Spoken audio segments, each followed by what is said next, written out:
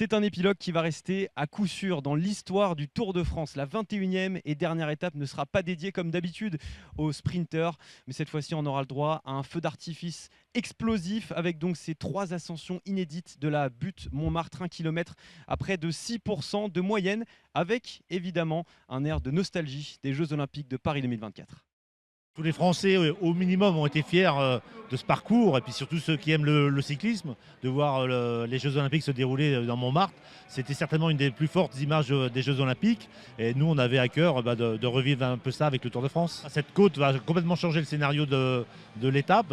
Ça va permettre à des attaquants de se mettre en avant et d'espérer aller chercher une victoire d'étape qui d'habitude était dédiée aux sprinteurs. Surfer donc sur la mémorable course en ligne olympique remportée il y a 11 mois et 23 jours par Remco Evenepoel en patron.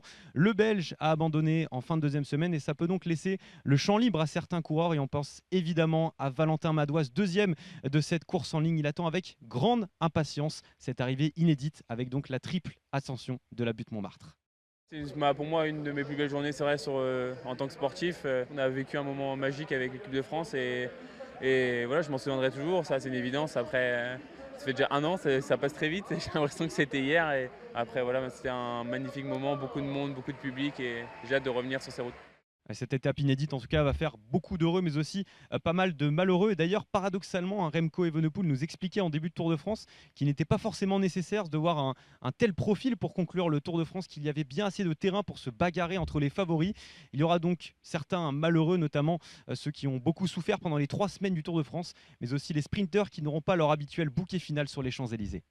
3 semaines de course, 21 jours, on peut tout perdre, enfin pas pour moi mais pour les gars qui jouent le général, ils peuvent tout perdre en l'espace d'une seconde. C'est un circuit très urbain avec beaucoup de virages assez dangereux, peut-être un peu de pluie aussi, donc je pense que le circuit traditionnel était bien. Et après, je pense qu'ASO a vu un peu ce qui s'est passé pendant les Jeux Olympiques et la ferveur que ça a créé, mais sauf qu'aux Jeux Olympiques, ils sont arrivés un par un dans Montmartre, donc c'est un peu différent. Ouais.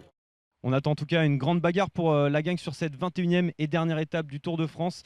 Mais ce qui est sûr, c'est qu'il n'y aura aucun changement au classement général. Tadej Pogacar va remporter sa 4e grande boucle, sauf accident évidemment.